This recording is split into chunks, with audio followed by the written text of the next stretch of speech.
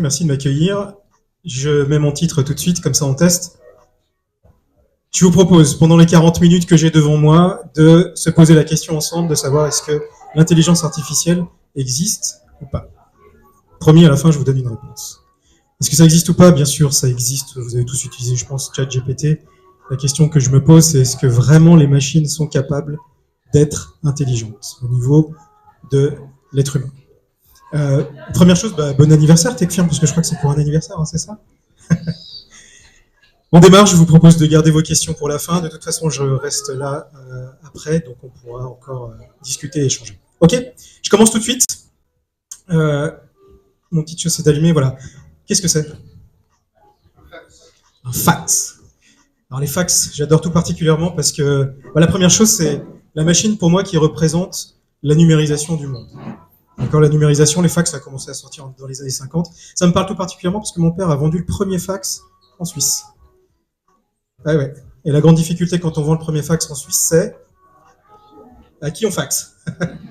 Et ben mon père y était arrivé, c'est un bon commercial, dommage, il est plus en activité, ça aurait pu rendre service à certaines entreprises. Pourquoi je vous parle de ce fax? C'est juste pour vous introduire la notion de numérisation ou de digitalisation.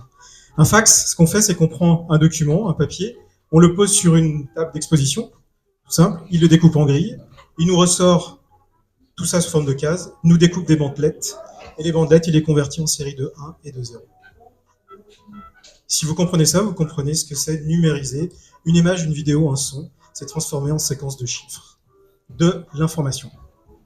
Ok? Là, on est en noir et blanc, donc on a juste besoin de deux données, 1 ou 0, ça suffit. Ok? Super. Qui utilise encore un fax ici? Oh! Qui utilise un fax de manière non professionnelle? Là, ça fait longtemps qu'il n'y a plus de main qui se lève. Ok, qui c'est qui a un smartphone? Ah ouais. Eh ben, je suis navré de vous le dire, mais Steve Jobs, il a rien inventé de plus qu'un fax. Un smartphone, ça prend une photo, ça numérise, ça l'envoie par le réseau GSM, et puis ça le reproduit sur un écran. De la même manière que ce qu'on a fait avec les fax. En général, je grille un petit peu le bonheur. Ok? Maintenant, on rentre dans le vif de notre sujet. Je vous ai posé la question de savoir est-ce que l'intelligence artificielle existe. La première question qu'il faut que l'on se pose, c'est qu'est-ce que l'intelligence humaine? Et ça, c'est une définition que j'ai prise en allant lire différentes définitions sur le Larousse, sur Wikipédia, sur plein de choses. Il manque juste une petite notion, c'est l'utilisation d'outils. Ça nous distingue un petit peu des animaux, quoique certains animaux sont capables de prendre des objets de la nature pour les utiliser comme outils. Nous, êtres humains, on est capable d'utiliser des outils. Ce que je vous propose, c'est de refaire un petit peu l'histoire de tout ce qui s'est passé au niveau de l'intelligence artificielle, parce que c'est pas nouveau, ça date déjà des années 50, pour essayer de voir si, aujourd'hui, on arrive à ce résultat-là.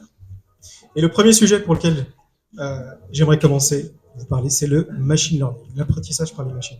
C'est un très vieux sujet. Ça fait très longtemps qu'on fait ça. Le machine learning, c'est quoi? C'est une méthode algorithmique qui permet à une machine d'apprendre à partir de données, beaucoup de données, pour se fabriquer un modèle. Tout ça avec une certaine performance, un certain taux d'erreur. Okay? Pour vous la faire beaucoup plus simple, je vous prends un exemple. Il y a beaucoup de développeurs, je pense, ici. De manière naturelle, quand on développe, on code de manière déclarative. On va expliquer à la machine, c'est la partie bleue au centre, comment calculer un acompte. D'accord? Ça, c'est une méthode déclarative. La méthode par apprentissage, on va faire différemment. On va donner une entrée, le prix, le rabais, et on va donner le résultat. Puis on va faire ça plusieurs fois. Puis on va itérer, avec plein d'exemples, jusqu'à ce que la machine elle lui dise « Stop, tout bon, j'ai compris, j'ai trouvé comment je peux faire ce calcul toute seule. » Ces méthodes d'apprentissage, on a commencé à travailler sur ces sujets-là dans les années 50. Ça a émergé un petit peu dans les années 60, et ça revient en force depuis une quinzaine d'années. Si c'est pas clair pour vous, je vous propose de faire un exemple. Théorique. On va créer ensemble un modèle qui calcule la consommation électrique d'une Tesla. D'accord? Je prends un dataset tout simple. Un dataset, c'est un ensemble de données. J'ai une taille de 2, j'ai 2 trajets, j'ai une caractéristique, qui est la distance, et puis j'ai mon résultat, qui est la consommation. Jusque-là, simple. Ok? Je prends ces 2 points. Je les pose sur un axe. En bas, j'ai mes kilomètres.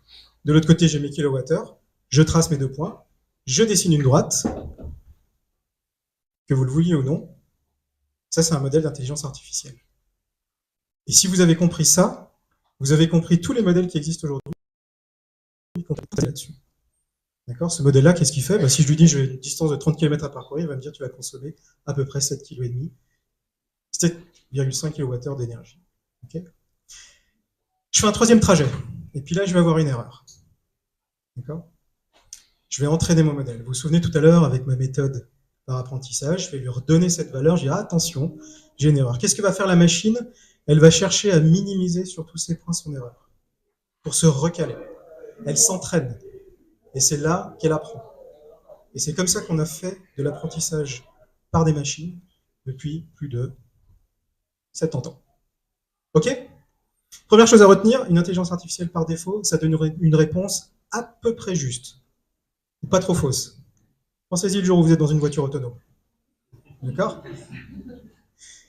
Notre modèle apprend, c'est ce que je viens de dire. Et puis dans la vraie vie, bah, évidemment, c'est pas tout à fait aussi simple. Là, je vous prends un exemple réel, c'est le cas d'une vraie voiture. Voilà mon nuage de points. J'ai tracé une droite en ayant le taux d'erreur le plus faible sur tous mes points, et j'obtiens quelque chose qui n'est pas très bon. Vous vous doutez bien que si je fais ce trajet-là, ici, tout en haut, que je prévois pas, je me retrouve au bord de la route avec femme et enfants, et ça, c'est un autre problème qui relève pas de l'intelligence artificielle, mais de l'empathie, toutes ces choses. Ça, c'est un gros problème. Ok, qu'est-ce qu'on va faire? La première chose qu'on va faire, c'est qu'on va rajouter une nouvelle caractéristique à nos données. Une caractéristique sur la distance, c'est pas suffisant pour la machine, on va lui donner la température. La température extérieure de la machine, et puis on va représenter ce nuage de points, et on va lui demander de retracer des droites par rapport aux points de couleur. Et là, on commence à avoir quelque chose qui est plutôt sympa. On voit que sur la zone jaune, on est plutôt pas trop mal. Sur la zone rouge aussi. La zone bleue, on a un petit phénomène là qui est en train de revenir, mais on est quand même meilleur. Si je me sers de cette nouvelle caractéristique pour évaluer combien je vais consommer, je serai bien meilleur pour connaître ma consommation. Donc il ne me faut pas seulement la distance, mais il me faut la température extérieure. C'est ce qu'on appelle des caractéristiques. Et ça, il n'y a que l'être humain qui peut le déterminer. Si on ne les donne pas à la machine elle ne les trouvera pas toute seule. Vous commencez à connaître ma réponse sur est-ce que l'intelligence artificielle existe? Il y a besoin de beaucoup d'humains. Ok. On va aller un petit peu plus loin. Les droites que je vous ai montrées, c'est des droites premier degré, AX plus B. On va passer sur du AX carré plus BX plus C. Je ne vous l'ai pas dit en intro, mais on va faire des maths, je suis désolé. Et on va prendre des courbes qui sont du deuxième ordre, et on va retracer exactement ces mêmes points. Et là, ça commence à devenir très intéressant, parce qu'on se rend compte qu'au niveau des points bleus, qui sont les points à température froide, on est plutôt pas mal. Sur les points jaunes aussi. Et puis sur les points rouges, ok. Ben voilà comment ça marche, un modèle d'intelligence artificielle. Il faut qu'il y ait des humains qui leur donnent des caractéristiques sur des données, et puis qui s'occupent de trouver les bons paramètres. Ça, c'est des données réelles, c'est ma voiture. Il y a quelque chose d'assez particulier, c'est ces points-là. Là, vous vous rendez compte que le modèle, malgré tout, il fait une grosse erreur, qui est pratiquement le double. C'est encore une fois un problème de caractéristiques. Le point où je consomme beaucoup, le 50 km ici, c'est quand je rentre du travail. Je rentre vite. Le point qui est en dessous, c'est quand je vais au travail. Et ça a une influence sur la consommation de la voiture. D'accord? C'est pas parce que j'ai pas envie d'aller au boulot, c'est parce que je suis très pressé de rentrer à la maison. Encore une fois, c'est un problème de caractéristiques. Ce qu'il faut que je donne à mon modèle pour qu'il soit précis et qu'il me règle ce genre de problème, c'est quel sens je fais pour mon trajet. Je vais au bureau, je rentre, je monte en altitude, je descends, je suis dans une zone très humide ou pas. Bon, ça va. Puis un autre phénomène qui est intéressant, c'est celui-ci. Alors celui-ci m'a paru très bizarre quand j'ai fait les modèles, c'est que quelle que soit la température extérieure, en dessous à peu près de 20 km, la consommation reste identique.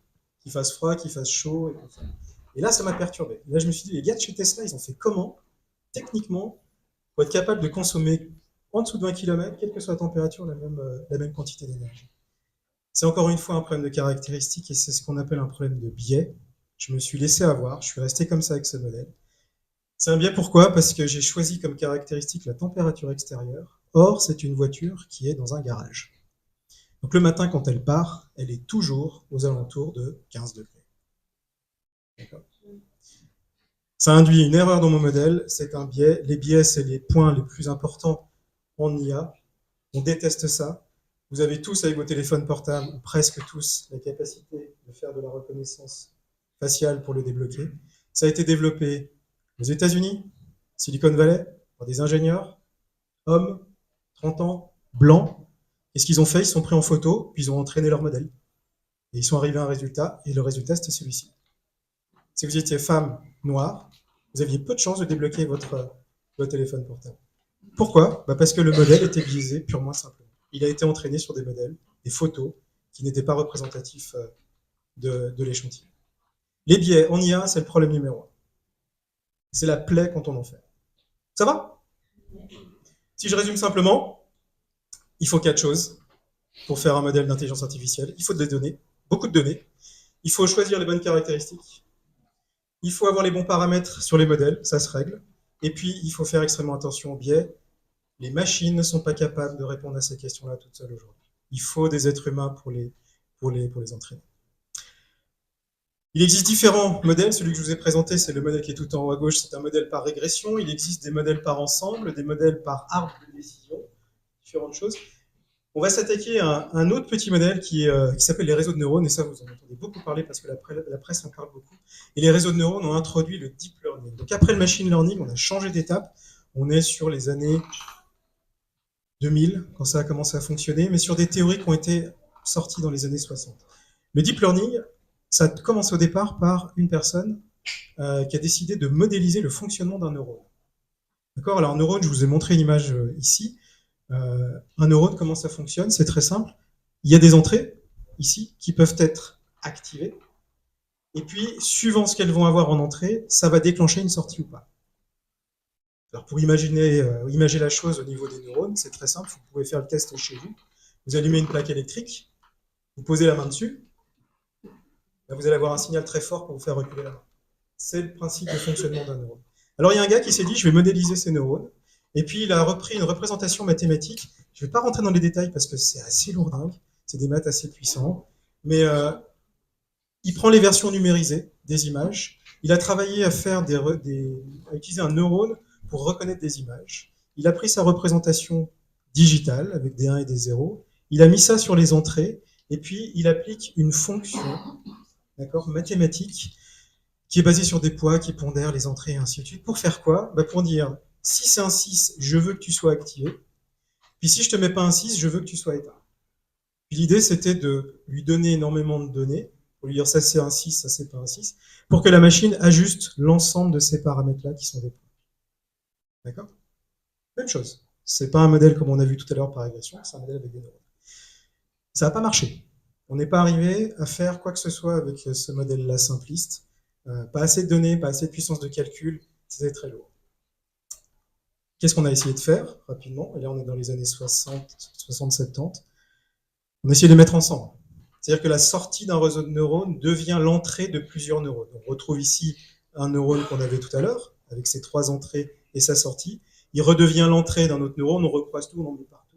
Et ça donne des équations. Si vous reprenez l'équation qu'on avait tout à l'heure, pour allumer une sortie, c'est l'ensemble des sommes de toutes ces équations. Vous voyez la complexité dans laquelle on arrive. D'accord? Pour vous illustrer le fonctionnement, c'est très simple. Je vous reprends un dataset, tout bête.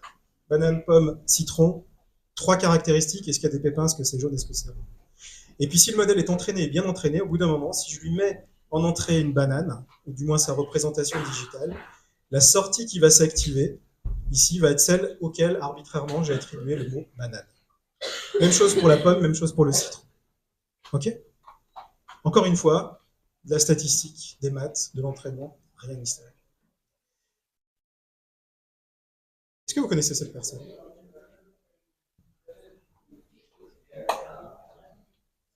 Ouais, c'est Yann Lequin. On lui attribue la paternité des réseaux de neurones que je viens de vous présenter. Je vous ai dit que c'était dans les années 70 qu'on a commencé à faire ces modèles-là. Ça n'a pas marché. On n'avait pas assez de données, on n'avait pas assez de puissance. Yann Lequin a repris tous ces travaux-là et s'est rattaché à essayer de faire fonctionner ces choses pour faire ce qu'on appelle des réseaux convolutifs, c'est pour faire de la reconnaissance d'images. Et il y est arrivé. Il y est arrivé, et puis il a réussi à construire un modèle mathématique qui a été codé pour pouvoir faire des réseaux de neurones qui sont relativement compliqués pour reconnaître des images. Et aujourd'hui, on est capable, avec ces réseaux-là, de reconnaître des images de manière très fiable. Ici, je vous donne une stat sur le taux d'erreur. 26% en 2011, c'était une image sur 4 était mal reconnue par le réseau de neurones, par un modèle de deep learning fait par elle. On voit l'évolution, 2012, 16% d'erreur, et on avance. Entre 2014 et 2015, on a une petite barre ici, 5, c'est l'humain. Sur le set d'images qui a été utilisé pour entraîner la machine, on l'a testé sur des humains. Il y a 5% d'erreur dans la reconnaissance. C'est des images dans la pénombre, c'est des images un petit peu floues. L'humain, depuis 2015, que vous le vouliez ou non, il est moins bon pour reconnaître des images que la machine.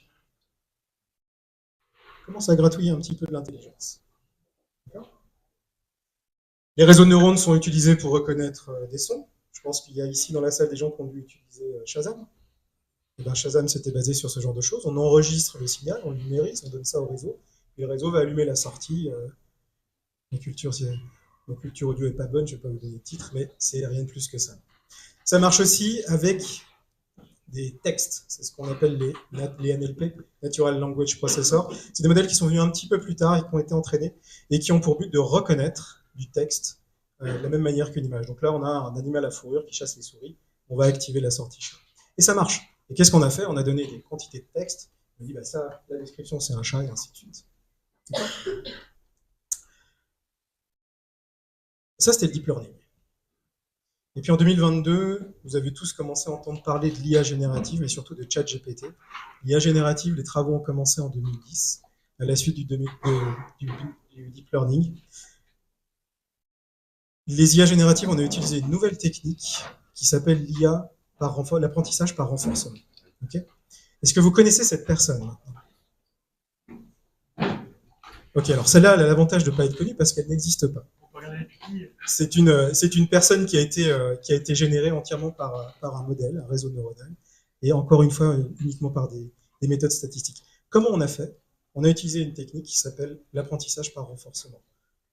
Je vous l'ai dit tout à l'heure, la machine est capable de reconnaître les images bien mieux que l'homme. Donc ce que l'on a fait, c'est que l'on a proposé une structure de réseau de neurones, et on va dire ce modèle-là, il va apprendre à générer des images. On va lui mettre en entrée du bruit. Alors du bruit, c'est une image avec des pixels aléatoires au niveau des couleurs. Et on va lui dire, tiens, transforme-moi ça. Il y a de grandes chances que par défaut, la première image qu'il produit, ce soit grosso modo du bruit. Okay. Et après, ce qu'on a fait, c'est qu'on a pris un réseau de neurones qui, lui, est capable de reconnaître des visages, des images. On l'a vu tout à l'heure, on a réussi à le faire. Et on va connecter la sortie du premier sur l'entrée de l'autre. Et le but de l'autre, c'est de dire, OK, au chaos, c'est une photo, c'est une image, c'est un visage. Et on a fait tourner ces modèles-là non-stop, jusqu'à ce qu'à un moment donné, pardon, je suis allé un petit peu vite, le réseau de neurones qui reconnaît les images dit à l'autre, stop, change plus aucun de tes paramètres, tu as trouvé le bon réglage, tu es capable à partir de rien de fabriquer une image. Si vous posez la question de savoir comment fonctionne DALL-E, tous ces générateurs d'images, Midjourney, qui génèrent des images au quotidien, ça a été entraîné comme ça. Et ça n'est que des formules mathématiques qui sont basées sur des grands volumes de données. Ok? Puis si on s'amuse un petit peu, puis qu'on mélangeait un petit peu ces IA. Si on mélange la génération d'images et puis la reconnaissance de texte, et ben on peut faire des petites choses comme ça. Je donne mon texte à une IA qui est capable de m'identifier de quoi je parle et qui ensuite va le donner à une IA qui est capable de me générer une image. Et ben c'est comme ça que vous interagissez pour fabriquer des images avec ChatGPT ou autre. Un animal domestique à fourrure qui chasse les souris, ça va nous donner ça. Un fax, installé sur un bureau des années 1970, le fax que vous avez vu au début n'existe pas. Celui-là j'aime bien, la tour Eiffel qui enjambe la rivière Hudson avec un coucher de lune en arrière-plan, totalement improbable. Le pape qui danse avec le Christ, Gérald Pic. La dernière, j'ai trouvé très sympa, Mona Lisa version Mad Max, c'est encore une fois pour les anciens. Et puis allons-y, on ose, le directeur d'une société de services informatiques à l'esprit libre. Et là, ce que je vais vous montrer par là, c'est que si on ne donne pas suffisamment d'informations, bah, la machine, elle a un petit peu de mal à faire. Donc déjà, on va lui dire qu'il a plutôt la cinquantaine. Et puis on va lui dire qu'il est plutôt européen. Et puis on va lui dire qu'il a une barbe de 2 jours. Puis on va lui dire qu'il est en jeans, puis un petit peu plus sérieux. Et puis je suis désolé Sébastien, mais on va lui dire qu'il a une coiffure genre je sors de vie. Et voilà ce qu'on obtient.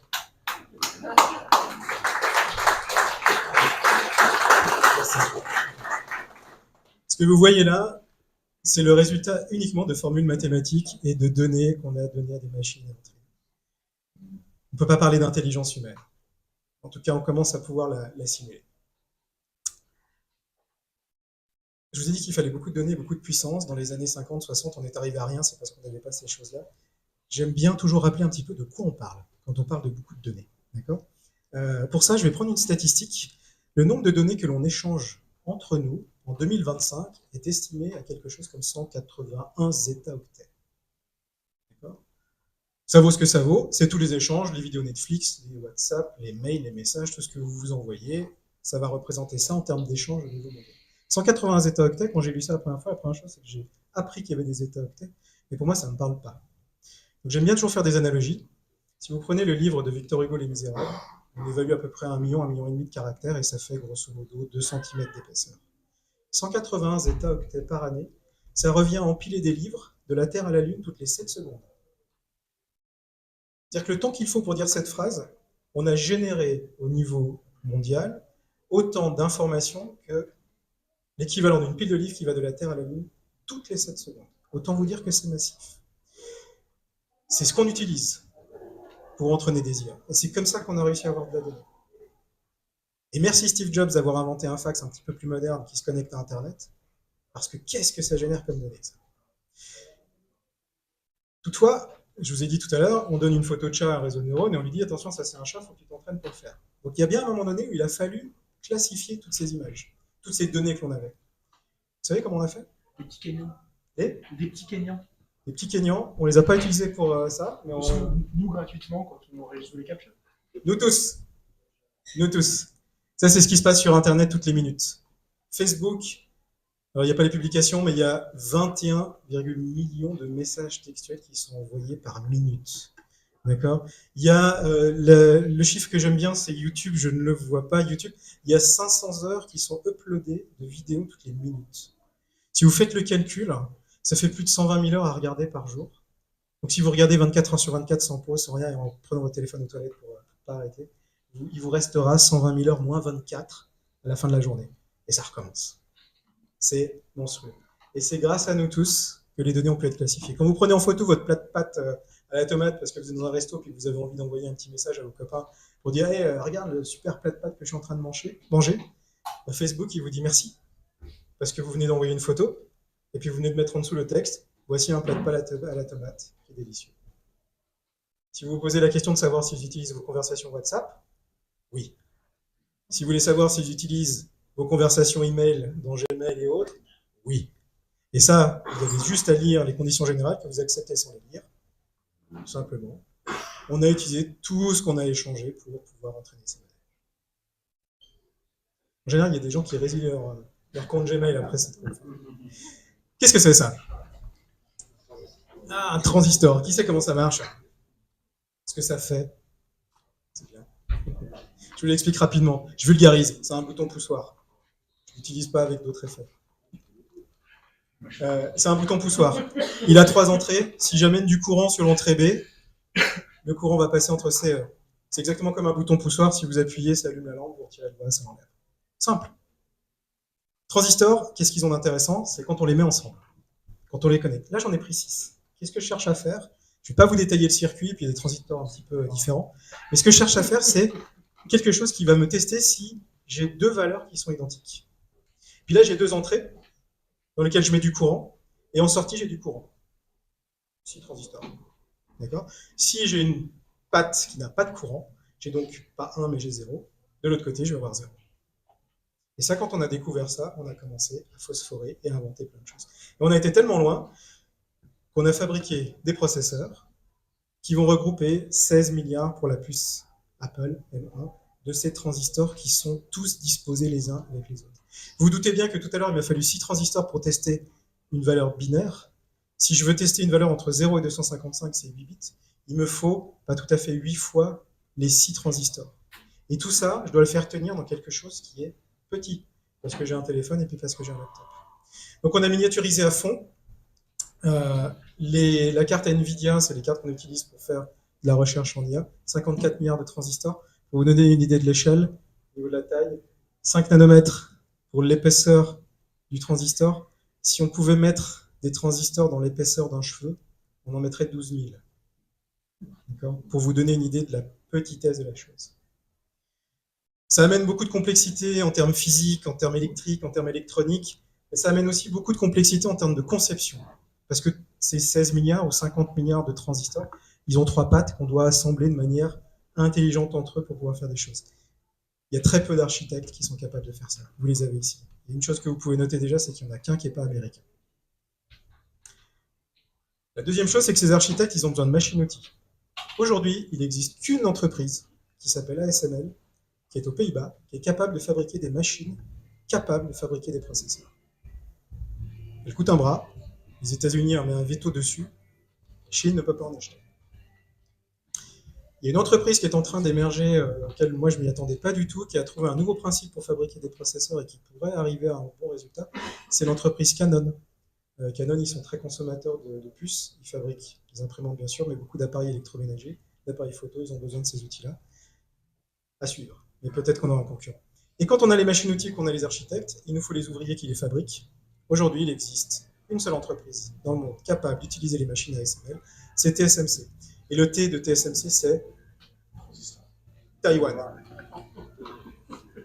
Donc quand on vous parle de problématiques de ressources, de problématiques électriques et de problèmes de conflits avec Taïwan et la Chine et les US, posez-vous la question si c'est simplement une question de démocratie ou de république.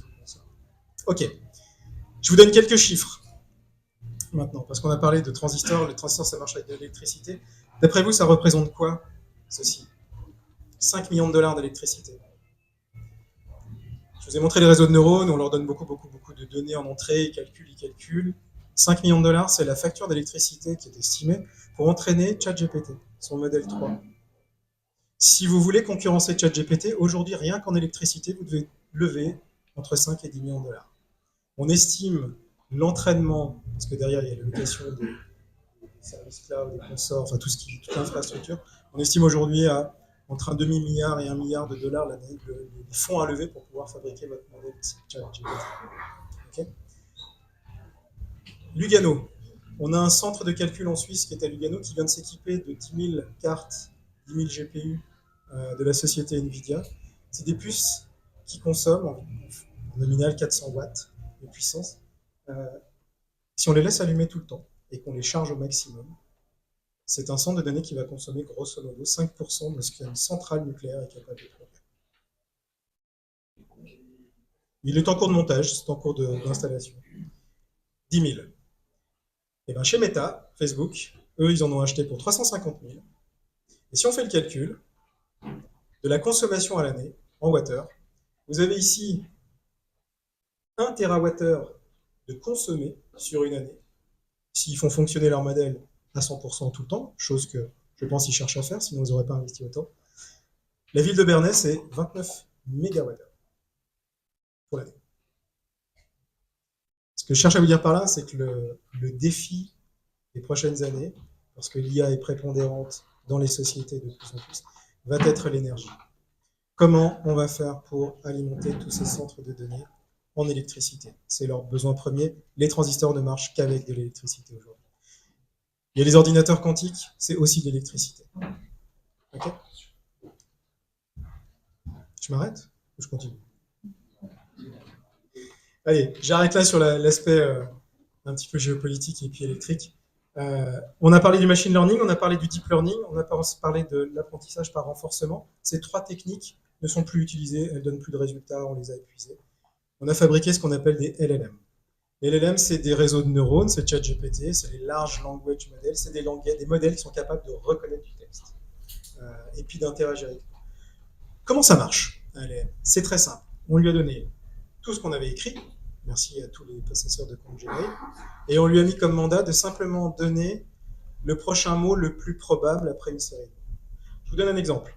Si j'écris « je suis », le modèle va prendre ces mots-là, va les convertir en données numériques et va essayer de trouver, en fonction de tout ce qu'il a pu digérer comme données de texte que l'on a pu écrire dans le monde, quel serait le mot le plus probable qui suivrait ce mot-là. D'accord? Et puis là, dans ce cas-là, on va avoir content. Parce que si on écrit « je suis », statistiquement, on est plutôt positif comme espèce, on est plutôt souvent écrit content que fâché. Mais si je change un tout petit peu ce que l'on appelle un prompt, et je vais mettre magnifique travail, virgule, je suis, ça va complètement changer ma statistique, et puis on va plus dire je suis content, on va dire je suis ravi. C'est un vocabulaire qui va être plutôt utilisé en entreprise. Okay, c'est que de la stat. Ça n'a aucune intelligence. Rien du tout. Et ça, c'est le message que je vous donne. ChatGPT n'a aucune notion de rien. ChatGPT, Gemini et tous les autres LM, ni du sens, ni du contexte, ni de la grammaire, ni des maths. Vous pouvez lui demander de faire des calculs de maths, il arrivera peut-être au bon résultat, mais peut-être pas. Pourquoi? Parce que son but, à lui, c'est de trouver le prochain mot qui statistiquement a eu le plus de chances d'apparaître dans tout ce qu'il a lu, de toutes ces données qu'on a eues non-stop. Ok? Et ça, c'est très important. Pourtant, et étrangement, ça marche. Là, je vous ai mis un petit texte. Je m'en sers beaucoup. Hein. Je ne suis pas en train de vous dire qu'il ne faut pas l'utiliser. Il faut juste savoir comment ça fonctionne. Je m'en suis servi pour trouver le titre un petit peu d'une conf que je suis en train de préparer.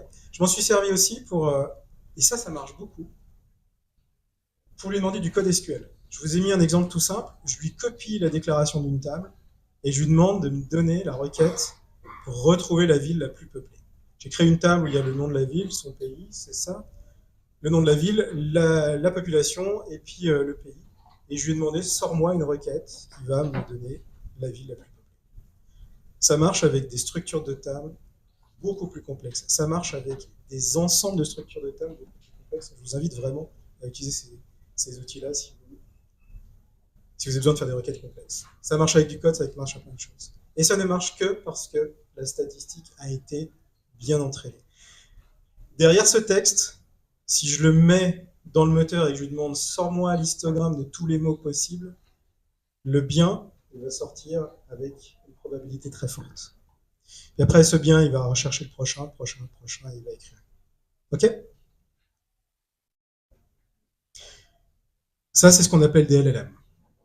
Et l'LLM, c'est formidable parce qu'il a la capacité de pouvoir comprendre notre langage. On est capable d'interagir. Il ne va pas le comprendre, mais il va simuler la compréhension et on va pouvoir. Ce qu'on a comme problème avec l'LLM, c'est si je lui demande, par exemple, de me donner un résumé des bilans de l'entreprise TechFirm depuis 10 ans, à moins qu'ils aient été publiés et lus, il y a peu de chances qu'il me sorte quelque chose de vrai. Donc on a inventé ce qu'on appelle le Retrieval Augmented Generation, vous avez peut-être entendu du RAG. ChatGPT, quand on l'interroge, si je lui dis « voici une copie de tous les bilans de TechFirm depuis 10 ans », et que je lui colle tout ça, et que je lui dis « donne-moi sous forme de tableau résumé l'évolution du chiffre d'affaires », là il va y arriver. Pourquoi? Parce que la donnée, je vais lui donner dans le prompt, et il va s'en servir pour son modèle statistique. Et bien le RAG, c'est exactement ça. Qu'est-ce qu'on fait? On prendrait tous les documents PDF, tout ce que l'entreprise TechFirm a pu produire comme document, on va le découper en petits blocs, ce qu'on appelle des chunks, et puis ces chunks, on va les donner à ce qu'on appelle un embedder. C'est la première partie du module ChatGPT. C'est celui qui convertit une chaîne de texte en une matrice de nombres, je ne vais pas aller plus loin, mais en chiffres, pour pouvoir connaître le sens de cette phrase. Si vous prenez une matrice de chiffres qui décrit le chien et le chat et une pomme, et que vous demandez ensuite dans cette base, donne-moi les deux mots qui sont le plus proches du mot animal, la base va sortir le chien et le chat, pas la pomme. Parce que leurs valeurs, ce qu'on appelle les valeurs vectorielles, sont très éloignées. Donc on prend tous ces morceaux, on calcule leurs vecteurs et on stocke ça dans une base de données. Et ensuite, quand on va poser une question, j'ai plus besoin de copier l'intégralité des documents de TechFirm dans le prompt. Je vais simplement dire à mon outil, et là ce ne sera pas ChatGPT, donne-moi un résumé des chiffres d'affaires sur 10 ans d'entreprise TechFirm. Et là, avant de le faire, on va prendre cette phrase, on va l'envoyer dans l'embedder pour recalculer une matrice, on va donner ça à une base de vecteurs, et on va récupérer les quelques chunks qui sont intéressants. C'est-à-dire qu'on ne va pas tirer toutes les factures, les contrats, les PV, les machins, ça ne sert à rien. Il faut retirer uniquement les bilans. Et bien ce moteur-là nous permet de ressentir vraiment que l'essentiel et de pouvoir le donner à notre moteur LLM. Et ensuite, ça file, ça va dans l'LLM, on a la réponse. C'est redoutable, ça marche vraiment très bien et c'est extrêmement agréable parce que ça permet d'éviter d'avoir à copier-coller non-stop plein de choses dans un LLM. C'est une forme de mémoire. Imaginez ça comme vraiment la mémoire d'un modèle de langage. Ça va? Je suis conscient que c'est un tout petit peu plus technique, mais je pense que vous avez tous le niveau. Ce qui se passe en ce moment maintenant, c'est les agentiques. Je ne sais pas si quelqu'un a entendu parler des agentiques AI. On a un LLM, on a une base de données qu'on est capable d'utiliser. Il manquait juste quelque chose, c'est un outil. Parce que c'est bien de pouvoir aller chercher dans les documents de TechFirm, mais c'est peut-être pas mal aussi d'aller chercher sur Internet. Si je veux dire, j'aimerais une analyse comparative de l'entreprise TechFirm avec son concurrent X, je ne connais pas. peut-être qu'il va falloir aller chercher sur Internet, parce qu'on n'a pas la donnée. Les agentiques, c'est un petit peu le couple LLM, base de données, et un élément d'outillage pour pouvoir solliciter un moteur de recherche, une API, un moteur de météo, tout ce que vous pouvez appeler comme service en tant qu'humain. Okay, et on met ça ensemble et on dit à cet agent, toi, ton rôle, ça va être de rédiger un tableau Excel. Et comme outil, tu vas avoir l'API de Microsoft, Azure, je ne sais pas quoi, pour fabriquer l'Excel. On va prendre un autre agent et on va dire, toi, ton rôle, ça va être d'aller rechercher sur Internet de la donnée financière d'entreprise. Et on va créer comme ça tout un paysage d'agents. Et les agents vont eux-mêmes, en utilisant leur LLM, comprendre ce qu'ils doivent faire, comprendre l'outil qu'ils doivent utiliser, comprendre le résultat et le mettre en forme pour donner ça à notre agent. J'irai pas plus loin dans ces explications-là, mais je vous montre juste un exemple. Pardon, j'aurais pu mettre ce texte-là, je vais passer. On reprend notre table de tout à l'heure, où on avait une ville, on avait une population et on avait un pays. Et puis je vais poser une belle question à un agent. Quel est le mode de transport le plus populaire dans la ville qui a la plus grande population? Donc là, vous voyez tout de suite que je ne connais pas les modes de transport de ces villes-là. Par contre, je connais la population. Si je donne ça à un agent qui est outillé pour aller faire de la recherche sur Internet, et outillé pour aller interroger cette base SQL, et qui va pouvoir utiliser une base de vecteurs pour se servir de mémoire, je vous montre ce qui se passe. Au moment où je vais poser ma question, la première chose qu'il va tenter de manière naïve, c'est qu'il va me faire un select de la ville, de la population, du mode de transport. Et il va me trier ça par la ville la plus populaire. Ça marche pas. Et c'est bien ce qu'il dit. Il y a une erreur. Et il reçoit une erreur ici. Il dit, je suis désolé, ça marche pas parce que j'ai pas le mode de transport. Sauf que là, ce qui est intéressant, c'est qu'il va analyser la réponse et il va la reformuler. Et puis là, il va réduire ça en son extraction. Il va dire, ah ouais, la table CityStat, ça que ça. Je vais me restreindre à cette extraction, donc c'est celle que j'ai fait tout à l'heure. Quelle est la ville qui a le plus de population? Il va avoir une réponse qui est fausse parce qu'il peut répondre pour l'instant qu'à je suis capable d'avoir la ville avec la plus grande population, mais je ne connais pas le mode de transport. Donc pour moi, la réponse n'est pas bonne. Donc il reboucle. Et là, il va changer d'outil. On le voit ici. Je ne vous ai pas montré tout à l'heure, mais on était sur l'engine 0. Il se dit, OK, mon engine 0, qui est ma base de données, qui m'a été donnée de manière privilégiée, ne me suffit pas. Et bien la suite, je vais utiliser un autre outil qui va être une recherche sur Internet. Et là, il va lancer un ensemble de requêtes, comme vous feriez avec ChatGPT, pour dire, donne-moi quel est le mode de transport favori de la ville de Tokyo. Tokyo qu'il est? Ouais, Tokyo. Il arrive à un résultat qu'il évalue après comme étant juste. Ça répond à la question et il me l'affiche. Aujourd'hui, les travaux sont là-dessus, cherchent à créer des agents ultra spécialisés et de les faire communiquer entre eux. J'ai vu une démo, je vous assure, ça fait pas longtemps, j'ai été bluffé. Il y a un agent qui fait Product Owner, Business Requirements, CI/CD Expert, quelqu'un qui rédige l'infrastructure as code. On lui donne la description globale, fonctionnelle du logiciel qu'on aimerait faire, et tous ces agents travaillent entre eux pour arriver jusqu'à faire tout le code d'IAC, toute l'infrastructure as code, pour provisionner des serveurs AWS, le code Python, tout le code nécessaire pour mettre en place toute la chaîne CI/CD, le choix des logiciels, le choix des librairies, le choix des API. C'est bluffant. Ils sont même permis, quand ils m'ont fait la démo, de me rajouter un agent qui écrit la doc utilisateur. Et j'ai vu le PDF, c'est incroyable. J'ai pas pu tester l'appli, on sort, mais le groupe qui m'a montré ça, et puis les recherches qu'ils font, je peux que les croire. Je vais les rencontrer dans quelques semaines pour un autre sujet. Mais c'est vraiment le truc que vous allez entendre. Vous allez en entendre parler d'ici quelques mois. C'est les IA agentiques. Et ça, c'est de la recherche appliquée. C'est plus la recherche fondamentale. On est en train de basculer les LLM dans le monde produit et on va fabriquer des solutions logicielles qui seront de ce niveau. Du coup, je reviens à ma question. Alors, l'IA, est-ce que ça existe? Est-ce qu'on a rendu les machines intelligentes? Je vais reprendre ma définition tout à l'heure, puis je vais dire, OK, c'est la capacité à reconnaître des tendances. On a vu que le machine learning était capable. On est capable de prédire la consommation d'une Tesla. Ensuite, le deep learning est arrivé, on est capable d'utiliser la langue pour communiquer. J'ai pu lui dire, dessine-moi un chat ou un animal domestique qui chasse les souris. Il est capable de comprendre mes idées, un LLM. Et puis le prochain point, conserver des informations, c'est le RAG. On a été capable de mettre des bases de données pour le FIDE qui les utilise pour préciser. Puis le dernier point, c'est les agentiques. Il est capable de résoudre des problèmes et de prendre des décisions. Parce que ces agents IA, ils vont prendre des décisions. La structure sur laquelle on va travailler avec cette société-là, c'est carrément de prendre des décisions d'investissement. C'est-à-dire, j'achète ou je vends. On va vraiment très loin. Alors, est-ce que ça existe?